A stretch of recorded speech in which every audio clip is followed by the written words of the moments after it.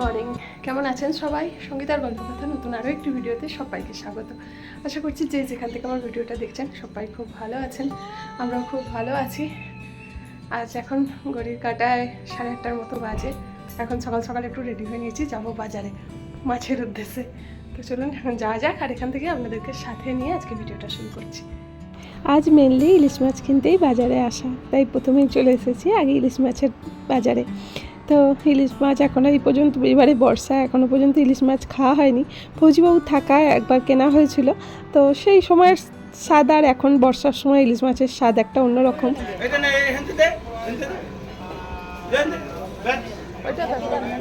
এটা কেমন এরকম কেন হয়ে গেছে? এটা এটা দেখি, কানকোটা দেখি। আমার কাছে জল আছে, সেগুলো কানকোটা দেখি। জল আছে।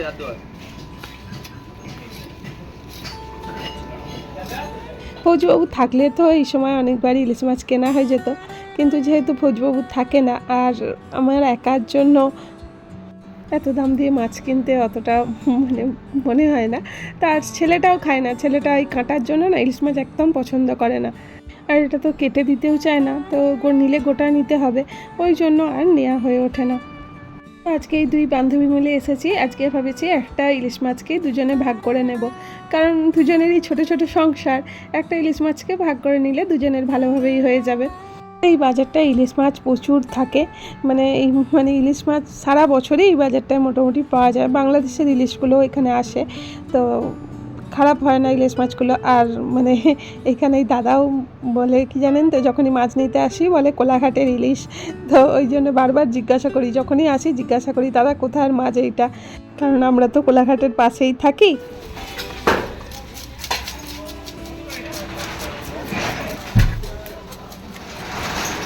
কোথাকার ইলিশ দাদা এটা? কোলাঘাটে। চলে এসেছি এখন বাজার থেকে, আর বাজার থেকে আজকে মাছ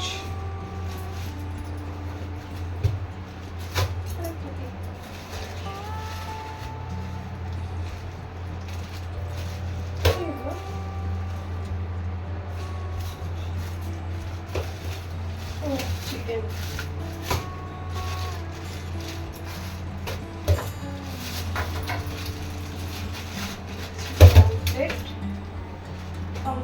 দুটো নিয়েছি।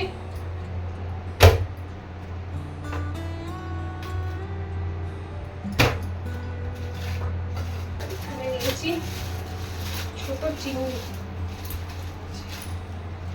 চিংড়িটা দেখে বেশ ভালো লাগলো, চিংড়িটাও নিয়ে নিলাম।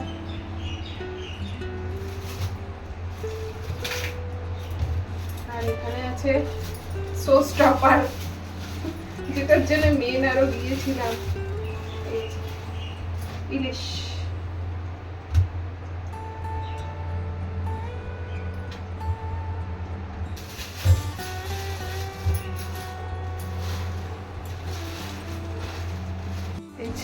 আজকের মাছ বাজার, তো মাছ তো চিকেনও নিয়ে নিলাম। আজকে চিকেনের শুধু বোনলেস পিস নিয়েছি, তো ব্যাস এটা নিয়ে রাখলাম। কি রাত্রিবেলাও তো খাবার সমস্যা হয়, কি খাওয়া হবে রাত্রে, তো ওই জন্য চিকেনটা নিয়ে রাখলাম। আর এটা ইলিশটা নিয়েছি, একটা ইলিশকে ভাগ করে নিলাম। তো এখানে এই যে পমফ্লেট, এই চিংড়িটা খুব সুন্দর ছিল আজকে চিংড়িটা, এটাই নিয়ে নিলাম।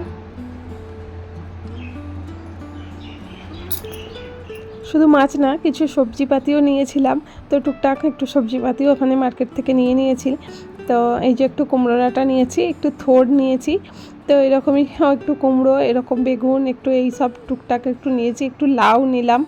তো এই হচ্ছে আজকের এরকম টুকটাক বাজার হয়েছে আর কি।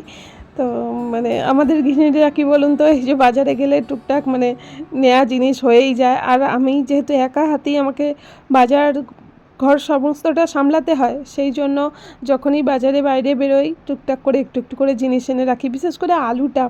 তো আমি একটু ওই বাজারের দিকে গেলেই আলুটা নিয়ে রাখি, কারণ কি আমাদের আলুটা একটু লাগেও, আর ছেলের সকালে টিফিনটা লাগতে একটু আলুটা লাগে, ছেলেটা একটু আলুটা পছন্দ করে, ওই কারণের জন্য একটু আলু সবসময় থাকেই আমার।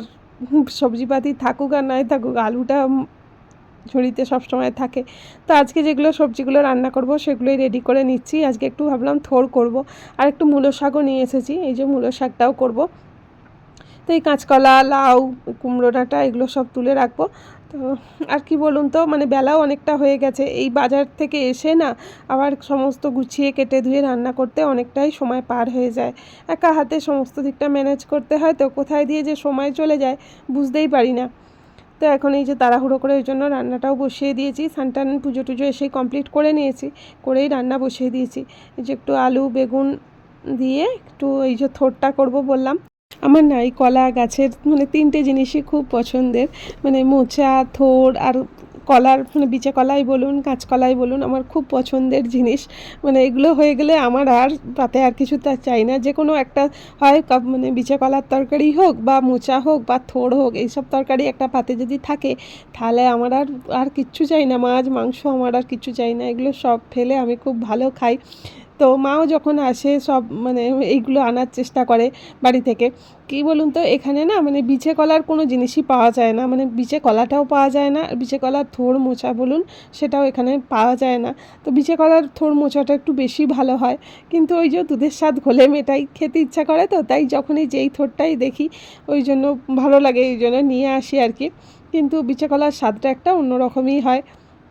তো এই যে আমি আর এইদিকে থোড়ের তরকারিটা বসিয়ে দিয়েছি, কিছুই মশলা দেবো না, মানে এটা তরকারিটা এমনিই করছি আমি আলু বেগুন দিয়ে। আর মানে এরপর যখন সাঁতলাবো একটু এই 5 ফোড়ন, শুকনো লঙ্কা, তেজপাতা দিয়ে সাঁতলে নেবো, আর নামানোর সময় একটু ঘি দিলেই হয়ে যাবে। আমি আর কোনো মশলা এতে অ্যাড করি না। আর এখানে এই যে ইলিশ মাছটা আজকে করবো, জানি না ছেলেটা কি বলবে, দেখলেই তো একদম খেপে যাবে। তো তবু যাই হোক ইলিশ মাছটা করছি, তো ভয় ভয় করছি। তো আর এক দিন না খেলে হয় বলুন, এক দিন তো হলেও তবু এই যে একজন খাবো একজন খাবো না, তখন কি আর কিছু করতে ইচ্ছা করে। তো ওই জন্য আজকে ভাবলাম বুঝিয়ে সুঝিয়ে একটু বলে খাওয়াবো।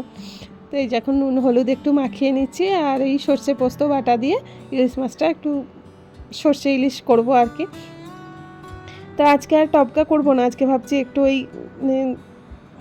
হালকা করে একটু ভেজে নেবো ইলিশ মাছগুলো, ভেজে তারপরেই ঝাল করব। আর জামা কাপড়ও কাচাকুচি হয়েছে, কিন্তু মিলতে যাওয়ার মতো সময় হয়নি, আর আকাশটাও সেরকম মানে পরিষ্কার ছিল না। তো এখন দেখছি রান্না করতে করতে আকাশটা মাঝে মাঝে একটু রোদ্দুর দেখা দিচ্ছে, তো ভাবলাম ছাদেও জামা কাপড়গুলো মিলে দিয়ে আসবো, কিন্তু এদিকে রান্নাগুলো কমপ্লিট করেই তারপরেই যাব। কিন্তু দিকটা না একসঙ্গে তো মেনটেন করা হয় না, ছাদে গেলে একটু দেরিই হয়ে যায়, আর এদিকে ততক্ষণে কিছু বসিয়ে রেখে গেলেও হয় না, আর গ্যাসটা যেহেতু জ্বলছে আবার অফ করব। তো ওই জন্য ভাবলাম একবারে তো রান্না প্রায় কমপ্লিট হয়েই গেছে। তো এই তো এই থোড়টা হয়ে গেছে, এবার মূলো শাকটা বসিয়ে দেবো। মূলো শাকটা হয়ে গেলে আর ইলিশ মাছটা করে রেখে তারপরে যাব ছাদে।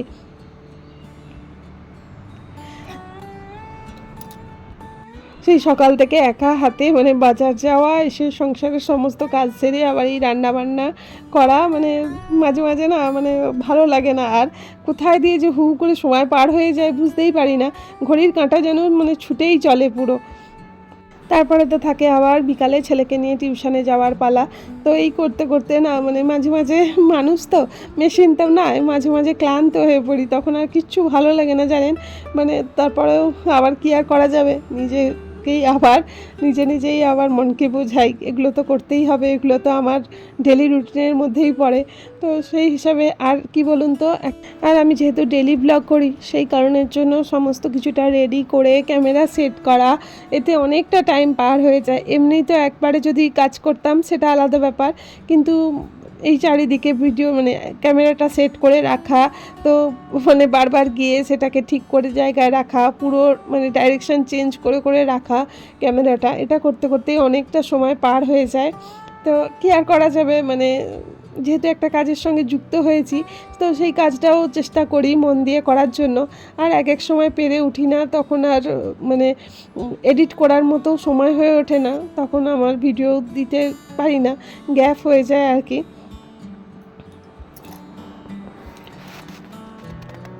আর এই লাইনে যারা আছেন তারা তো জানেনই, মানে একদিন সেই অফিস কামাই করার মতো, তো একদিনে যদি এরকম কামাই মানে গ্যাপ পড়ে যায় তাহলে অনেকটা পিছিয়ে পড়তে হয়। তো কি আর করা যাবে, সংসারটা সামলে নিজের শরীরেও সবসময় সাথ দেয় না, একার পক্ষে অনেকটাই চাপ পড়ে যায় মাঝে মাঝে, তখন আর পেরে উঠি না। তো যাই হোক, কথা বলতে বলতে ওদিকে আমার থোড়ের তরকারিটা হয়ে গেছে, আর এদিকে এখন মূলো শাকটা বসিয়ে দিলাম। দেখুন শাকটা একাটি নিয়েছিলাম বটে, কিন্তু ভাজতে ভাজতে একবারে একটুখানি হয়ে গেছে। তো যাই হোক, এখন আসলে নরম নতুন শাক তো ওই জন্য একদম একটুখানি হয়ে গেছে। তো এখন এই যে ইলিশ মাছটা করে নেবো, আর ইলিশ মাছটা একটু হালকা করে ভেজে নেবো। মাছ টাছ কিছু বাড়িতে রান্না হলেই ফৌজবাবুর কথা খুব মনে হয়, তো কী আর করা যাবে। তো ওই জন্যই ওকে এবারে দেখেছেন হয়তো আপনারা ব্লগে, তো ফৌজবাবু যখন ছিল ওই জন্যই ইলিশ মাছটা করে দিয়েছিলাম। কারণ কি বলুন তো, সব সময় তো আর থাকে না, আর যেই সময়গুলো থাকে সেই সময়গুলোই চেষ্টা করি মানে ওর পছন্দের জিনিসগুলো একবারে করার। তো যেহেতু আমরা তো বাড়িতেই থাকি, আমরা তো সবসময় জিনিসগুলো পাবো, ও তো আর পায় না। তো এই যে হালকা করে মাছগুলো ভেজে নিয়েছিলাম, এবার এই সর্ষে পোস্ত বাটা আর কাঁচা লঙ্কা দিয়ে এই মাছটা বাস একটু মানে ইলিশ মাছটা একটু ফোটা ভাজা কম করতে হয় ঠিকই, কিন্তু ইলিশ মাছটা অনেকক্ষণ ধরে ফুটলে ইলিশ মাছটার মানে টেস্টটা একটু ভালো হয়। তো এটাই শুনে এসেছি চিরকাল মায়ের কাছ থেকে। তো এই যে এখন এই যে বসিয়ে দিলাম।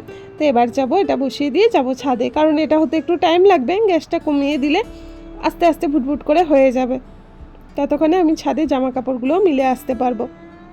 আমাদের হাউসওয়াইফদের শুধু রান্না খাওয়া না, মানে সংসারের খুঁটিনাটি সমস্ত কাজটাই সমানভাবে সব দিকটাই মেনটেন করতে হয়। কারণ এই যে কখন আকাশটা রোদ্দুর দেবে, কখন মানে মেঘলা হয়ে যাবে, জামা কাপড়গুলো ঠিক সময়ে মেলা তোলা, সমস্ত এইরকমই টুকটাক সংসারে অনেক কাজই থাকে, যেগুলো আমাদেরকে মানে সমস্ত দিকটা সামলেই করতে হয়। আর ভিজে জামা কাপড় না এদিক ওদিকে জোড়ো করে পরে থাকলে না আমার ভালো লাগে না, পুরো একটা কীরকম বিশ্রী গন্ধ ছাড়ে। তাই যখনই রোদ্দুর দেখি তাই ছুটে যাই ছাদে মেলার জন্য।